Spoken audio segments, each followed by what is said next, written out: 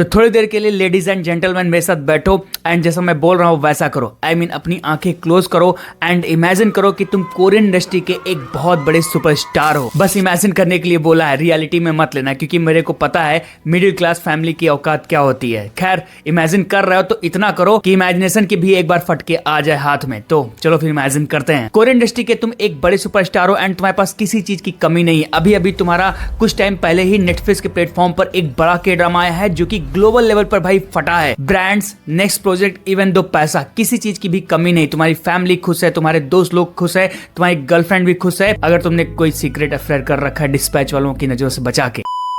मतलब तुम खतरनाक स्ट्रगल करने के बाद एक अपनी खतरनाक इमेज बना चुके हो। मतलब जो तुम्हारे फैंस हैं वो तुम्हारे डाई हार्ट फैंस। एंड ऐसे में नॉक नॉक करता है भाई तुम्हारे घर के दरवाजे पर 2 साल का गैप। यस, अब 2 साल के लिए तुम पूरी तरीके से इंडस्ट्री से गायब होने वाले हो। एंड सिचुएशन ये है कि तुम जिस एजेंसी के अंडर हो वहां से भी अब तुम किसी भी प्रोजेक्ट को साइन नहीं करोगे। एंड तुम्हारे अंदर डर ये भी होना चाहिए कि 2 साल के अंदर ऑडियंस कहां से कहां पहुंच जाती है, ब्रांड जो रहते हैं वो कहां से कहां चले जाते हैं, एंड OTT पर इतने सारे ड्रामाज आ जाते हैं कि तुम्हारी स्क्रिप्ट चॉइस रहती ऑडियंस की वो भी भाई उनके टेस्ट के अकॉर्डिंग बदल जाती है। तो ऐसे में तुम मान लो कि मिलिट्री सर्विस करने के लिए कोरिया की 2 साल के लिए इंडस्ट्री से गायब हो गए हो एंड 2 साल के बाद अब तुमको कमबैक करना है। एंड जो अब ये कमबैक होगा ये छोटा मोटा नहीं होगा, क्योंकि तुमने जो 2 साल का गैप दिया है उसके बीच में और भी एक्टर एक्ट्रेसेस हैं जो कि राइज कर गए हैं, तुमको टफ कंपटीशन देने वाले हैं इंडस्ट्री में सर्वाइव करने के लिए। तो ऐसे में तुम्हारी चॉइस क्या होगी? क्या तुम सेफ खेलोगे या फिर कुछ ऐसा कर दोगे जो कि ऑडियंस के बीच में भाई तुम्हारा फिर से नाम बना देगा या फिर तुमको सडनली डुबा देगा? कमेंट बॉक्स में अपना थॉट लिख करके बताना। लेकिन यही आज की इस वीडियो में अपन लोग डिस्कस करने वाले हैं कि जो बड़े कोरियन एक्टर एक्ट्रेसेस थे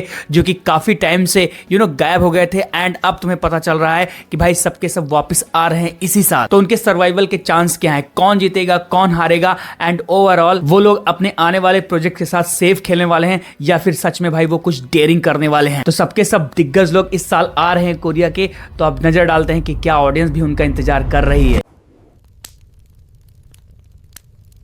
सो देखो ये कॉमन सी बात है कि अगर कोई राजा है उसने साम्राज्य अपना बनाया है तो उसका जो साम्राज्य है उसको अपने दुश्मनों से तो बचाना ही पड़ेगा। एंड दुश्मन ही होंगे जो कि कहीं ना कहीं घात लगा करके उसके साम्राज्य को हड़पने की कोशिश करेंगे। एंड यही सेम पैटर्न जो है जाता है भाई कोरियन इंडस्ट्री के एक्टर एक्ट्रेसेस के साथ। मींस ये 2 साल का जो गैप होता है इनके करियर में वो बहुत खतरनाक चीज होती है। अब इसको अपन लोग समझते हैं सॉन्ग कांग भैया का केस उठा करके। एंड कि भाई इस साल ये कमबैक कर रहे हैं एंड का जो के ड्रामा आने वाला है उस पर मैं बात कर रहा हूं अभी। लेकिन 2 साल पहले आप जाओगे तो इन्होंने एक से बढ़कर के एक के ड्रामास दिए, जैसे कि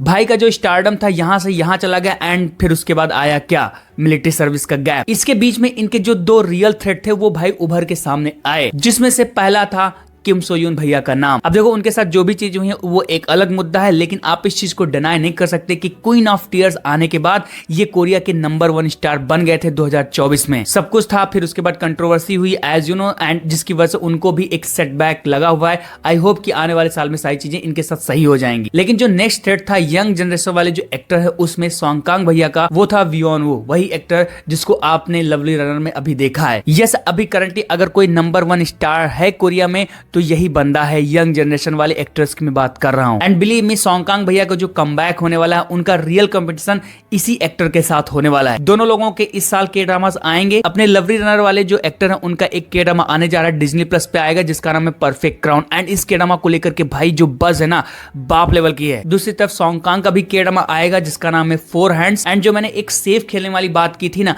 यहाँ पर मेरे को लगता है ना कि सॉन्ग कांग भैया थोड़ा सेफ गए हैं अपने जॉनरा के साथ। मतलब उनका जो एक पॉपुलर थीम है कि वो रोमांटिक के ड्रामास करते ही हैं, तो उसको उन्होंने फिर से ज्वाइन किया है। मतलब ये एक म्यूजिकल रोमांटिक कॉमेडी के ड्रामा होगा, तो इसके साथ ये कमबैक कर रहे हैं। तो होप करके चलते हैं कि हाँ तगड़ा कमबैक होगा। लेकिन जो परफेक्ट क्राउन है जो कि अप्रैल में ही आ जाएगा एंड उसका जो करंटली बज है वो भाई नेक्स्ट लेवल है। रिजल्ट हमें इसी साल के एंड तक पता चलेगा कि कौन पास हुआ कौन फेल हुआ। लेकिन जो अपने लवली रनर वाले एक्टर की लाइनअप है वो भी बहुत भयंकर है। मतलब उनका जो नेक्स्ट के ड्रामा नेटफ्लिक्स वालों के साथ है, सोलो लेवलिंग का लाइव एक्शन एडॉप्टेशन देखने को मिलेगा। एंड आप आइडिया नहीं लगा सकते कि अगर ये के ड्रामा अच्छा बन के आया, जो कि उम्मीद है, तो किस लेवल पर ये के ड्रामा खेल जाएगा। एंड जो अपने भाई की स्टारडम है वो अभी अगर यहाँ है तो आने के बाद यहाँ पे हो जाएगी। एंड कि सॉन्ग कांग भैया को क्या बोला जाता है, सन ऑफ नेटफ्लिक्स। तो अभी वो कमबैक तो कर रहे हैं, लेकिन कमबैक के बाद सर्वाइव करना बहुत ज्यादा टफ होगा। अब मैं ऐसा क्यों बोल रहा हूं उस पर थोड़ा और डिटेल्स में बात करते हैं।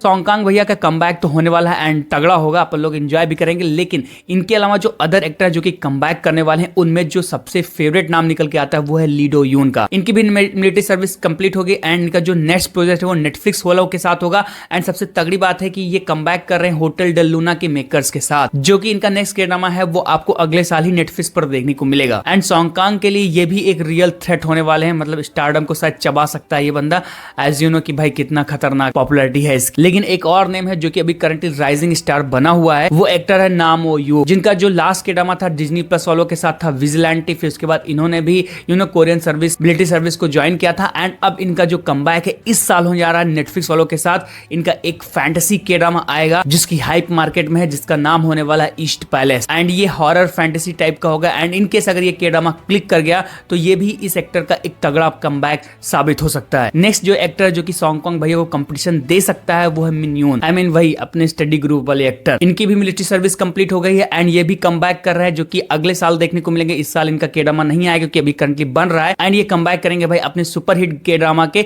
सेकंड सीजन के साथ, मतलब स्टडी ग्रुप का जो सीजन 2 है अगले साल आएगा। तो तगड़ी कंपटीशन ये भी देने वाले हैं अपने सन ऑफ नेटफ्लिक्स को। और भी लिस्ट में एक्टर्स हैं जैसे कि किन मिन जे, और भी काफी एक्टर एक्ट्रेसेस हैं जो कि कमबैक कर रहे हैं। एंड सारे के सारे कहीं ना कहीं पोटेंशियली चैलेंज करेंगे अपने सॉन्ग भैया को। ऊपर से अगर तुम नोटिस करोगे तो ये जो सारे के सारे एक्टर्स आ रहे हैं उन्होंने भाई सेफ बेट नहीं खेला, मतलब उन्होंने जॉनरा को आज की ऑडियंस के हिसाब से एक्सप्लोर करना भी शुरू कर दिया है। लेकिन जो अपने सॉन्ग भैया अब भी मेरे हिसाब से थोड़ा सा सेफ गए हैं, वो कमबैक करने के लिए वही रोमांटिक जॉनरा वाले में फिर से घुस गए हैं। एंड उम्मीद करते हैं कि आने वाला जो उनका नेक्स्ट प्रोजेक्ट होगा वो अलग थीम को प्रेजेंट करेगा, मतलब वहां पर सेफ वाली बात नहीं रहेगी। खैर इनका जो नेक्स्ट के ड्रामा आने वाला है उसके जो सारे ग्लिम्स वगैरह है वो आ गए हैं। एंड उम्मीद करके चल सकते हो कि इसी साल सेकंड हाफ में इनका जो ये म्यूजिकल रोमांस के ड्रामा होने वाला है जिसका नाम है फोर हैंड्स, वो रिलीज हो जाएगा। अब जो ये कमबैक की वार है भाई कौन जीतेगा वो तो लास्ट में ही पता चलेगा 2-2.5 साल के बाद। लेकिन आई होप कि इसी वार में अपने किम सो यून भैया भी जल्द ही पार्टिसिपेट करेंगे एंड उनका जो कमबैक होगा वो आप